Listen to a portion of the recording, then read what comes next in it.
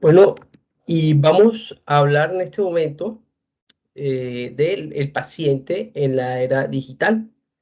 Muchas gracias por la invitación y gracias a ustedes por estar conectados a este evento de pacientes. Mi nombre es Marco Anaya, yo soy nefrólogo de Colombiana de Trasplantes, coordinador de la sede de Barranquilla. Entonces, ¿de dónde parte todo? Yo creo que todos vivimos esta experiencia de cuando el médico llega a ser valorado por su paciente, em, por lo general en el contexto hospitalario o en el contexto de una institución prestadora de salud, donde aparece el paciente con una condición vulnerable, con algún síntoma, con alguna manifestación clínica que afecta a su salud. No solamente viene el paciente con una condición vulnerable, sino hablamos de personas que tienen un grupo de creencias y que traen experiencias médicas previas por cualquier otra condición, o a veces son pacientes crónicos, pero que también vienen dentro de un marco cultural, moral y de unos valores que lo definen como persona.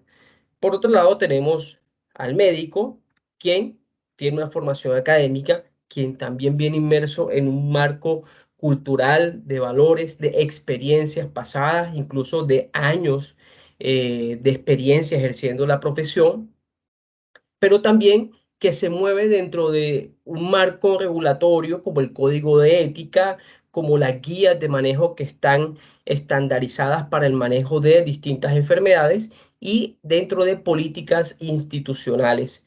Y en medio de todo esto, pues se ejerce el acto médico-paciente, donde pues se elabora la historia clínica, donde se obtiene digamos, la información necesaria para poder tomar decisiones basados en un juicio clínico. Y esto es, digamos, lo que usualmente estamos enfrentados tanto ustedes como nosotros en el día a día. Y esto ha ido sufriendo una modificación a lo largo de los años. Hablamos de que hace quizás 2 o 3 décadas atrás, el modelo que se imponía era el método o el modelo paternalista, en el cual el médico le decía al paciente, tienes que cumplir A, B y C indicaciones al pie de la letra, y el paciente hacía A, B y C sin ni siquiera poder refutar o sin ni siquiera poder preguntar al médico si habían otras opciones. Sencillamente era un método más autoritario. Y esto con los años ha ido cambiando. Y es precisamente el trasfondo que nos permite a nosotros hacer una charla de el paciente digital, porque es hacia donde ha ido virando todo el modelo de atención médico-paciente. Y es que el paciente en la era digital es un paciente que tiene acceso a ilimitada información. ¿Y información de qué? Información acerca del médico. Por ejemplo, hay distintos portales que se dedican a que los médicos ingresen su información. Muchas veces un paciente necesita ser valorado, por poner un ejemplo, por un neurólogo, y buscan neurólogos, ciudad de Bogotá, en la ciudad de Cali, en la ciudad de Medellín, y ahí aparecen un filtro de todas las personas con esa especialidad que viven en esa ciudad. Entonces, de por sí, el hecho de poder identificar qué médicos especialistas hay cerca donde uno vive ya es posible. Antes no, ¿sí? Hoy día, entre más específico quiera hacer la búsqueda, también eso es posible. Si yo quiero buscar un médico neurólogo especialista en dolor crónico, en migrañas, o especialista en movimientos anormales, seguramente esa búsqueda va a refinarse de manera que yo voy a saber en mi ciudad qué médico especialista hay con una afinidad o con un conocimiento específico a alguna condición particular que necesito. Puedo ver qué seguros ve esa persona, si atiende por EPS, si atiende por póliza, si atiende por medicina prepagada. Entonces, toda esa información ya muchas veces el paciente la tiene de antemano. Y no solamente del médico, sino de la clínica. Si alguien quiere operarse, por ejemplo, si una mujer quiere tener a su bebé en una clínica, va a la página, busca la experiencia, ve qué comentarios hay en los sitios oficiales de esta clínica, identifica cuál es el personal que trabaja,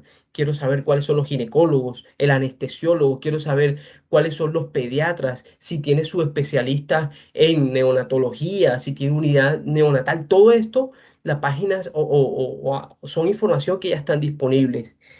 Aparte de eso, pues tenemos también los pacientes que consultan mucho de sus síntomas. Tengo dolor de cabeza, tengo una erupción en mi piel, un brote en mi piel con dolor en las articulaciones. Hace la búsqueda de los síntomas y ya Google permite tener una opción de enfermedades o de diagnósticos que cumplen con esas condiciones. Y esto debe manejarse con mucho cuidado porque pues nos ha pasado de pacientes que dicen, yo puse hematuria, sangre en la orina y dicen que tengo cáncer de vejiga y pues lastimosamente no todos los casos son cáncer de vejiga ni cáncer en el riñón. Entonces, esto es algo que se debe manejar con mucho cuidado. De manera que esta información, pues también el paciente en la era digital debe ser consciente de la forma cómo la busca, cómo la tramita, cómo la filtra. Eso lo vamos a ver quizás ahora un poco con más detalle. También pruebas diagnósticas. A una persona le hacen un ecocardiograma y aparece, tiene hipertrofia del ventrículo izquierdo. ¿Qué hace la persona? Ingresa Google hipertrofia del ventrículo izquierdo, ¿qué significa? ¿Sí? O del tratamiento tanto de las opciones de decir quiero tomar un tratamiento para esta condición o no falta el paciente que sale de la consulta con una fórmula médica y va y googlea el medicamento, busca efectos adversos, busca qué es el medicamento, para qué está indicado. Entonces, digamos, muchas veces toda esta información ya está disponible y es parte de lo que hace el paciente de la era digital. Pero una de las cosas que nosotros estamos tratando de impulsar es que el paciente autogestione su propia condición clínica dentro de este modelo de atención. ¿Y qué significa la autogestión? Precisamente es la participación activa del paciente del proceso de atención médica. Sí, ya no hablamos de la persona que llegue, siéntese ahí, quítese la camisa, vamos a tomarle, súbase, bájese y listo, aquí está su fórmula, sino queremos que sean personas más participativas. Y esto precisamente la tecnología viene a darnos una mano impresionante. ¿En qué sentido? Por ejemplo, la persona que reporta síntomas, ¿sí? La persona quizás a través de una aplicación, quizás a través de un chat o a través de un de texto, identificando, esto lo vimos, obviamente, quizás algunos de ustedes lo pudo vivir con el tema COVID, ¿no? Que pues mensaje de texto decía, tiene pérdida del apetito, tiene pérdida del gusto, tiene pérdida del olfato, tiene dificultad para respirar, tiene fiebre, y uno iba contestando sí, no, y más o menos el chat le iba llevando. Y fíjense que uno no iba a la clínica, pero ya de manera automática permitían identificar, usted tiene síntomas moderados o tiene síntomas que son potencialmente graves, por favor espérese que ya le van a direccionar a decirle a qué clínica le toca ir. Ese tipo de cosas, fíjense que fueran los mismos pacientes los que gestionaban según los síntomas, cómo se estaban sintiendo y según esto, pues tratar de detectar tempranamente qué paciente necesitaba ir a urgencia o por el contrario, si los síntomas no eran tan graves, pues daban la oportunidad de que la persona se quedara en casa manejando los síntomas y cada 24 48 horas se le iba a estar haciendo un seguimiento. Aparte de esto, también no solamente síntomas, sino signos vitales, peso, talla, pulso, temperatura. Hay dispositivos como los glucómetros que también permiten directamente migrar los datos desde el dispositivo, desde el aparato, a plataformas en la nube o a través de cables, descargar la información de manera que el médico al momento que valora al paciente puede identificar cómo ha estado el valor de glucosa a lo largo del mes o de los 2 meses que no se ha visto con el paciente. Entonces, este tipo de información permite no solamente ver el paciente ahí en la consulta, sino que nos permite hacernos una idea de cómo ha estado de manera dinámica durante los últimos días o durante las últimas semanas. Y esto no solamente con glucómetros o con tensiómetros, sino hay una cantidad de dispositivos que cada vez se van trabajando, se van elaborando más y que permiten tener información mucho más específica.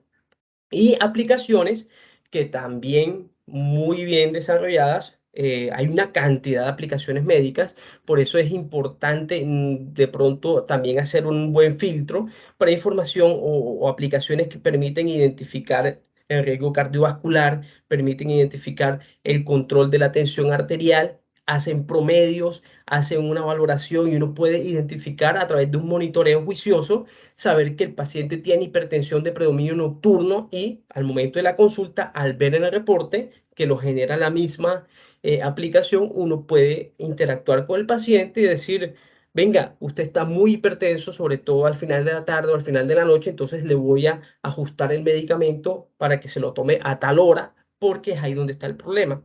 Eso precisamente es la autogestión. Pero también eh, tenemos la opción de dispositivos mucho más específicos. Y por ejemplo, traigo a colación, este es una revista que es la de la Sociedad Española de Cardiología, perdón, la Sociedad Europea de Cardiología, donde nos hablan de dispositivos que no miden más de 5 centímetros, que se implantan aquí bajo de la piel para personas que tienen problemas de arritmias cardíacas potencialmente fatales y que de pronto su detección temprana es fundamental para poder prevenir complicaciones o incluso la muerte del paciente o eventos cerebrovasculares. Y esto nos permite a nosotros interactuar o le permite al personal médico que está en un centro distante, en una clínica, con una serie de equipos especiales, permite identificar si la persona está teniendo algún episodio arrítmico y de manera temprana se generan alarmas que indican al paciente que debe asistir al centro médico porque está teniendo una arritmia que potencialmente puede complicar su vida. O en su defecto, el centro médico estar coordinado con un servicio de atención prehospitalaria, con una ambulancia que permita que vaya y se desplace de manera urgente al sitio donde se encuentra el paciente. Entonces, hablamos también, y esto, digamos, de los dispositivos. Muchos ya conocemos relojes que permiten medir la actividad del pulso o algunos mucho más especializados que permiten incluso realizar un trazo electrocardiográfico. Y mírenlo ustedes, la Sociedad Europea de Cardiología ya lo plantea como dispositivos que pueden utilizarse desde el punto de vista de cuidado remoto de pacientes para poder hacer un adecuado seguimiento. Entonces, todo esto ya es posible, pero también tenemos que la autogestión clínica, más allá de que el paciente suministre datos clínicos, es que el paciente pueda gestionar los reportes clínicos, los documentos de su historia clínica. Por ejemplo, entran a urgencia en otro país, están de vacaciones y tuvieron una complicación, llegaron allá.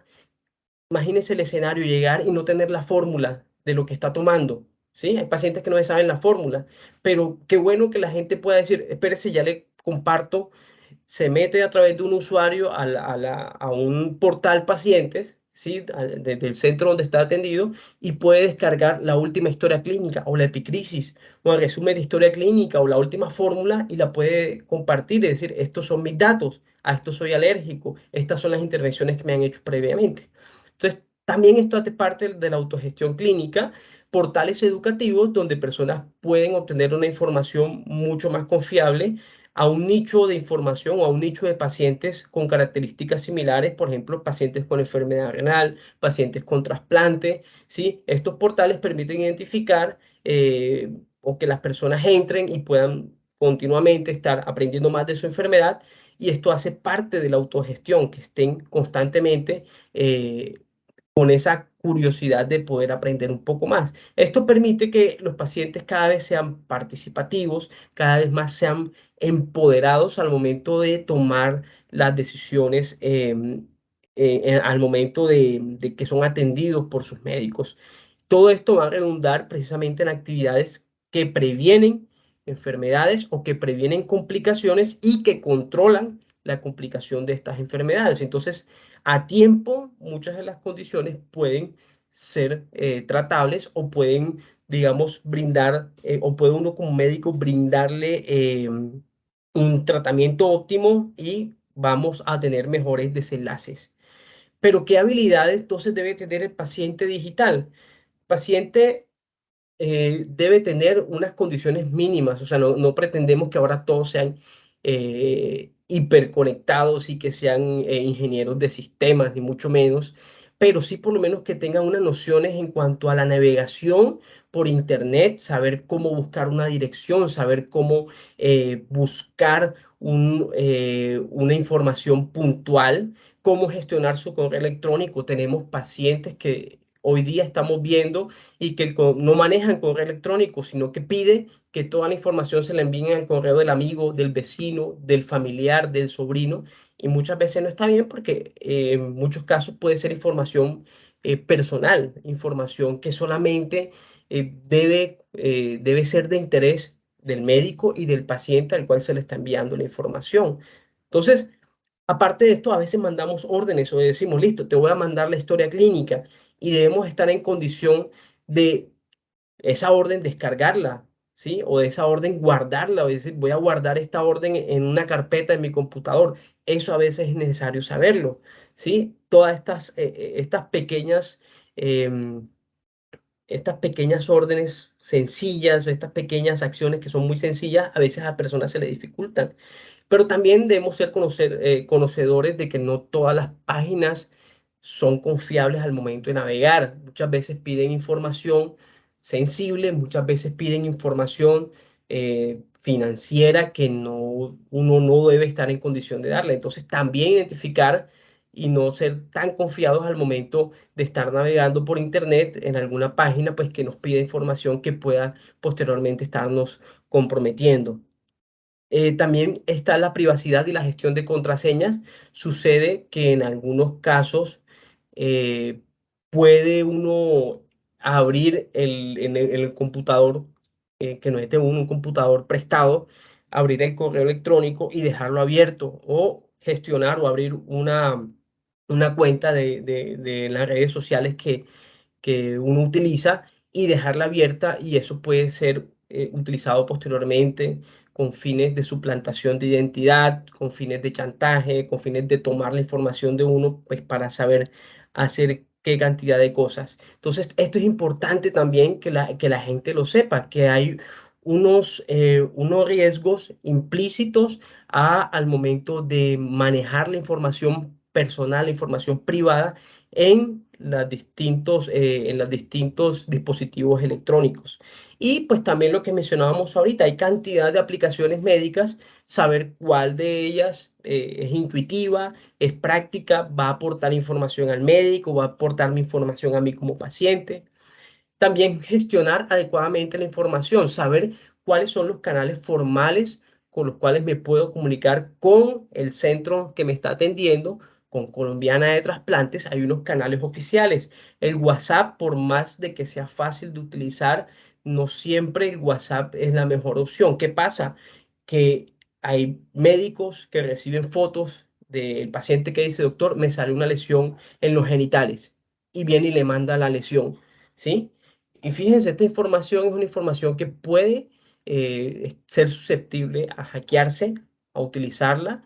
Una foto íntima de ustedes, una foto íntima de un paciente que le mandó a su médico en confianza, pero quizás el WhatsApp no es la mejor plataforma para compartir este tipo de información, y mucho menos el médico dar una fórmula o dar un tratamiento por vía WhatsApp. Sabemos que el ejercicio médico, como lo vimos al comienzo, es más allá de decir, tengo fiebre, tos y un brote en la piel, ¿qué me tomo? No, ven, necesito saber qué pasa, hace cuánto empezaron los síntomas, qué otra condición clínica tienes. Todo esto nos va a servir a nosotros, pues, para poder hacer un buen ejercicio clínico. También cómo se busca y cómo se filtra la información, porque hay una cantidad de información falsa, una cantidad de información que puede eventualmente ser dañina, ser nociva para las personas. Entonces, lo vivimos con el COVID, con el tema de las vacunas, con el tema de la cantidad de remedios caseros que se inventaron para el COVID, y hubo gente que terminó eh, intoxicada con estas soluciones que inventaban para protegerte del COVID. Entonces, es importante que también nosotros lo identifiquemos, que no toda información que está en Internet es información confiable, sino que debemos ser críticos ante la información. Si tenemos dudas, pues podemos confrontarla con nuestro médico de cabecera, nuestro médico de confianza, decirle, leí este artículo, leí que este medicamento, y digamos con eso, pues podemos hacer un ejercicio responsable. Y esto finalmente nos lleva a este último punto, que es sean responsables al momento de compartir información. Ya no toda información que está en internet publicada o no toda información que me llega por una cadena de WhatsApp es una información verdadera. Y también el COVID nos dejó de cuántas enseñanzas en cuanto a esto de cadenas de información que llegaban, muchas de ellas información falsa. Y esto también permite que haya pacientes y que lo hacen de verdad muy bien, que son creadores de contenido, que tienen sus canales en las distintas redes sociales donde empiezan simplemente comentando su vivencia, lo que ha sido vivir con una enfermedad, desde los síntomas, desde el tratamiento, pero también desde las trabas administrativas, de cómo pudieron anteponerse a todas las trabas que había para la atención de su enfermedad, ¿sí? Y esto le permite a ellos posicionarse y esta permite que con conocimientos básicos de pronto de generar contenido digital, son personas que lo han utilizado y lo han elaborado para ir creciendo personalmente. Importante que identifican cuál es su público. Él dice, yo quiero que las personas que tienen, por ejemplo, enfermedad de Addison o que tienen enfermedad de Fabry, sean las personas que vean este canal. Entonces, es un nicho de personas muy puntual y esto permite que las personas vayan también identificándose, vayan aprendiendo, van compartiendo experiencias. Y esta persona que quizás va empezando ahí con el tema de creador de contenido, se va volviendo de a poco una persona influenciadora, que va adquiriendo también conocimientos básicos de diseño, de producción de contenido, de marketing. Y por qué no, quizás este tipo de iniciativas terminan siendo digamos, le terminan generando un ingreso adicional cuando ya su canal o sus plataformas tienen determinada cantidad de seguidores que le permiten monetizar y quizás generar un ingreso adicional. Y por último, la comunidad de pacientes, que esto ha sido fundamental, sobre todo para enfermedades crónicas no transmisibles, enfermedades huérfanas, enfermedades que son raras o ultra raras, permite que las personas que no solamente viven en una determinada localización geográfica, sino que sean personas que viven en distintos países, pero tienen la misma enfermedad y pueden conectarse y pueden decir, mira, me diagnosticaron la enfermedad a tanto tiempo, al tanto tiempo me empezó esta manifestación, me empezó este tratamiento, me mejoré, no estoy bien, no estoy igual. Y esas comunidades de pacientes en las distintas redes sociales como Facebook, como Instagram, permiten que las personas tengan ese poder de convocatoria, compartan su experiencia de vida, hacen que incluso la experiencia de ellos sea mucho más llevable en enfermedades que generan mucha carga desde lo emocional, desde lo psicosomático y permite que, digamos, haya esa red de apoyo de pacientes, digamos, a nivel ya, no solamente en la clínica cuando van, sino a nivel mundial o a nivel de distintos países. Entonces, esto le permite a ellos, digamos, a esta red de pacientes, los permite vivir muy conectados y saber que no están viviendo la experiencia de una enfermedad ellos solos, sino que hay otras personas que van viviendo esa cantidad de problemáticas que se derivan de la enfermedad.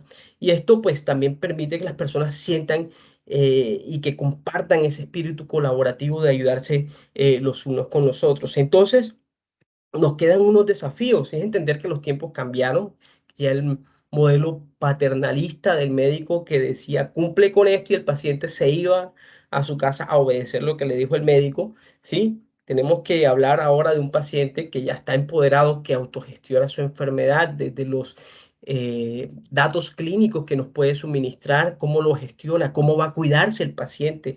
Ponemos más responsabilidad sobre el paciente porque es parte activa digamos, de lograr mejores desenlaces, y no solamente en la calidad de vida del paciente, en la sobrevida, pacientes que viven y que logran sobreponerse de enfermedades catastróficas, de enfermedades de difícil manejo. Y esto supone también mejoría de los costos en los sistemas de atención en salud, ya que la persona, si logra alertar tempranamente, se puede evitar una hospitalización, se puede evitar, digamos, un tratamiento agresivo cuando, digamos, desde los primeros días se pudo haber tomado una decisión o se pudo iniciar un manejo de manera oportuna. Queda la brecha generacional. Es decir, lo que hemos visto y lo que usualmente vemos es que los pacientes jóvenes son nativos digitales, son personas que manejan correo electrónico, manejan distintas redes sociales, manejan la tecnología con mucha facilidad y quedan quizás las personas adultas mayores con dificultad para este tipo de manejo. Entonces, es un desafío para nosotros, pero también es un desafío para el propio paciente, ponérselo de esa forma. Tenemos pacientes de 60, 70 años que manejan muy bien, gestionan muy bien la búsqueda de la información, descargan sus documentos, envían el correo a tiempo, que si el formato huella lo firman sin ningún inconveniente, es decir, la edad no es impedimento. Pero sí hay casos en los cuales nos tenemos que apoyar mucho en las personas que conviven con esta persona, en las personas que hacen parte de su grupo de apoyo para que nos faciliten la tarea. Y no es simplemente hacerle la tarea, sino también am, poder empujarlos un poco para que ellos sean capaces de poder hacer la gestión de su atención. Obviamente habrá casos puntuales de limitaciones visuales, limitaciones locomotoras que hagan que la persona no puede, pero en la gran mayoría de los casos la verdad es que sí se puede. Y este es el mayor desafío, que es que todos podamos empujar siempre hacia adelante de manera que cada paciente llegue a ser su mejor versión, o como lo hablamos ahorita en términos tecnológicos, llegue a su versión 4.0, a la versión tecnológica. Entonces, muchas gracias por este tiempo que me han permitido compartir esta ponencia, este mensaje, y espero que los deje con esa inquietud de seguir siendo mucho más proactivos en esta práctica del paciente digital.